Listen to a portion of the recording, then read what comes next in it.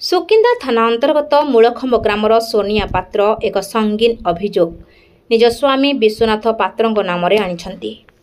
ଏତଲା ମୁତାବକ 10 ତାରିଖରେ ପୂର୍ବ ରାତି 1:45ରେ ଦୁଇ ଛୁଆଙ୍କୁ ଧରି ଶୋଇଥିବା ସମୟରେ ହଠାତ୍ ତାଙ୍କ ସ୍ୱାମୀ ବିଶ୍ୱନାଥ ପାତ୍ର ଘର ଭିତରେ ପଶି ସୋନିଆଙ୍କ ମୁଣ୍ଡରେ ବନ୍ଧୁକ ଲଗାଇ ତଣ୍ଟି ଚିପି ଜୀବନରୁ ମାରିଦେବାକୁ ଉଦ୍ୟମ କରିଥିଲେ। ବହୁ କଷ୍ଟରେ ସୋନିଆ ତାଙ୍କ ସ୍ୱାମୀଙ୍କଠାରୁ ଖସି ଆସି ଚିତ୍କାର କରିବାରୁ ପରିବାର ଲୋକେ ପହଞ୍ଚିଥିଲେ ଏବଂ ତାଙ୍କ ସ୍ୱାମୀ ମୋଟର ସାଇକେଲ ଯୋଗେ ଆଖି ପିଛଳକେ କେଉଁ ଆଡ଼େ ଓଭାନ ହୋଇଯାଇଥିଲେ। ଘରେ ଥିବା 4,300 ଟଙ୍କା ମଧ୍ୟ ନେଇଯାଇଥିଲେ।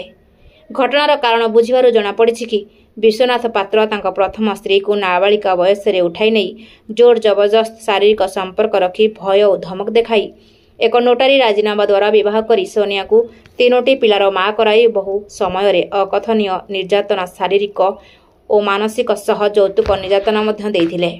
ପରେ ପରକୀୟା ପ୍ରୀତିରେ ଅନ୍ୟ ଏକ ଝିଅକୁ ପୁଣି ବିବାହ କରି ଯାଜପୁର ଅଞ୍ଚଳରେ ରହୁଛନ୍ତି।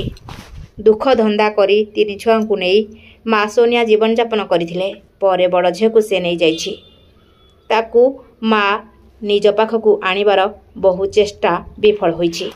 ପ୍ରଥମ ସ୍ତ୍ରୀଙ୍କ ଅଭିଯୋଗ ପାତ୍ର ଅନୁସାରେ ପିଲାଟିକୁ ଘର କାମରେ ବାପା ଲଗାଇଛନ୍ତି। ବିଶ୍ୱନାଥ ପାତ୍ର ନିଜେ କେତେବେଳେ ସାମ୍ବାଦିକ ତ କେତେବେଳେ ଦଳିତ ନେତା, କେତେବେଳେ ମାନବ ଅଧିକାର କର୍ମୀ ତ କେତେବେଳେ ସିଭିଲ ସୋସାଇଟି ସମ୍ପାଦକ ଭାବରେ ଲୋକଙ୍କୁ ଭୁଆଁ ବୁଲେଇ ଚାଲିଛନ୍ତି ବୋଲି ତାଙ୍କ ପ୍ରଥମ ସ୍ତ୍ରୀ କହିଛନ୍ତି। ସମ୍ବିଧାନ ଓ ଗଣତନ୍ତ୍ର ବିରୋଧୀ ଯୁବକ ଗିରଫ ଓ ଧନଜୀବନ ସୁରକ୍ଷା ପାଇଁ ଆଇନର ଆଶ୍ରୟ ନେଇଛନ୍ତି ସୋନିଆ। ତେବେ ଦେଖିବାକୁ ବାକି ରହିଲା ସୁକିନ୍ଦା ପୋଲିସ ସୋନିଆକୁ ନ୍ୟାୟ ଦେବାରେ କେତେ ସକ୍ଷମ ହେଉଛି। ସୋନିଆ ପାତ୍ର ମୂଳଖମ୍ବ।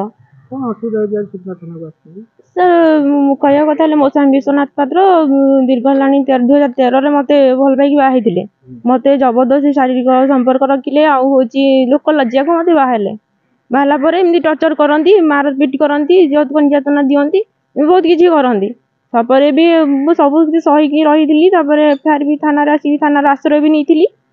ନେଲା ପରେ ସେ କିଛି ବି ତାଙ୍କର ଯେହେତୁ ସମ୍ପର୍କ ଭଲ ଥିଲା ତାଙ୍କ ସାଥିରେ ବୋଲି ସେ କେସ୍କୁ ମୋର ସବୁବେଳେ ଦବେଇକି ରଖନ୍ତି କି ତାଙ୍କର ଆକ୍ସନ କିଛି ନିଅନ୍ତିନି। ପୂର୍ବ ଷ୍ଟେପ୍ରେ ସେ ଗୋଟେ ଦ୍ୱିତୀୟ ବିବାହ କରିକି ମୋ ଝିଅ ଗୋଟେ ମୋର ଅଛି 13 ବର୍ଷର ଝିଅଟେ, ତାକୁ ନେଇକି ତାଙ୍କ ପାଖରେ ରଖିଛନ୍ତି। ତାକୁ କାମ କରାଉଛନ୍ତି, ନେଇକି ତାକୁ ଖଟଉଛନ୍ତି। ମୁଁ ବି ଶୁଣିବାକୁ ପାଉଛି। ତା ବିଷୟରେ କହିଲାଠୁ ମତେ ସେମାନେ ତାଙ୍କ ଧମକ ଚମକ ଦଉଛନ୍ତି। ଏବେ ସେଇ ଗାଁରେ ବନ୍ଧୁକୁ ନେଇକି ଆସିଥିଲେ ମତେ ମାରିଦେବା ପାଇଁ ଧମକ ଦେଇଥିଲେ, ବି ମଦ ବି ଦେଇକି ଆସିକି ପଡ଼ିଥିଲେ।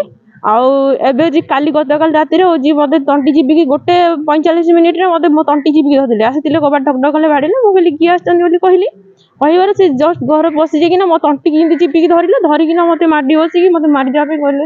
ମାନେ ଅସଭ୍ୟ ଭାଷାରେ ଗାଳିଗୋଳଜ କରିକି ମତେ ମାରିଲେ। ମୁଁ ହଠାତ୍ କଣ କରିବି ବୋଲି ମୁଁ କିଛି ବୋଧେ କଲିନି। ତାପରେ ସେ ଯେତେବେଳେ କହିକିନା ମତେ ମାରିବା ପରେ ମୁଁ କଣ କଲି, ତାଙ୍କଠୁ ମୁଁ ପଳେଇକି କେମିତି ଯିବି, ତାଙ୍କୁ ଧକ୍କା ମାରିକି ମୁଁ ଜୋର ବାବା ଘରକୁ ଦୌଡ଼ିକି ଗଲି। ଦୌଡ଼ିକି ଯେତେବେଳେ ଗଲି ତାଙ୍କ ଘରକୁ ଗଲା ପରେ ସିଏ ତୁମ ଘରକୁ ଆମର ଠିକା ପାଡ଼ି ନେଇକି ଆସିଲେ। କଣ ହେଇଛି କଣ ନାହିଁ, ଆସିଲା ବେଳକୁ ସେ ତାର ବାଇକ୍ ଧରିକି ପଳେଇଲା। ତାପରେ ଆଜି ଆସିଛି ଥାନାରେ ଧର FIR ଦେବା ପାଇଁ। ମତେ ନ୍ୟାୟ ଦିଅନ୍ତୁ, ନହେଲେ ମତେ ବାଟରେ ଘାଟରେ କୋଉଠି ପାଇଲେ ମାରିଦବ। ଏମିତିରେ ମୁଁ ଅସୁରକ୍ଷିତରେ ବି ଅଛି, ସୁରକ୍ଷିତରେ ବି ନାହିଁ। ମୋ ପିଲା ଛୁଆଙ୍କୁ ବି ଛାଡ଼ିକି ଗଲାଣି, 5 ବର୍ଷ ହେଲାଣି। ଦାୟିତ୍ୱ ବି କିଛି ନେବାର ନାହିଁ, ଖାଲି ମାରି ପିଟି ଧମକ ଦଉଛି। ଆଉ ବନ୍ଧୁକ ଦେଖଉଛି କି ଗୋଳି ମାରିଦେବି ତତେ, ବାଟରେ ଘାଟରେ ଯୋଉଠି ଦେଖିଲେ ବି ମାରିଦେବି। ମୋ ଫ୍ୟାମିଲିକୁ ବି ଡର ସବୁବେଳେ ତାଙ୍କୁ ବି ସେ କହୁଛି ମାରିଦେବି। ତାଙ୍କ ନାଁରେ ମିଛରେ ବି କେସ୍ କରୁଛି, କହୁଛି କି ମୁଁ ସାମ୍ବାଦିକ, ମୁଁ ଗୋଟେ ରିପୋର୍ଟର, ମୋ ପାଖରେ ଆଇନ ଅଛି, ମୁଁ କାହାକୁ ଡରେନି, ତୁ ମୋର କଣଟା କରିବୁ, ତୋ ପରିବାର କଣଟା କରିବେ, ଏମିତି କହିକି ସାର୍ ବହୁତ ଡରଉଛି ଆଉ ବହୁତ ଧମକ ଦଉଛି। ଗାଁରେ ଆସିକି ପଶିକି ମାରି ପିଟି ବୋଲି କହୁଛି।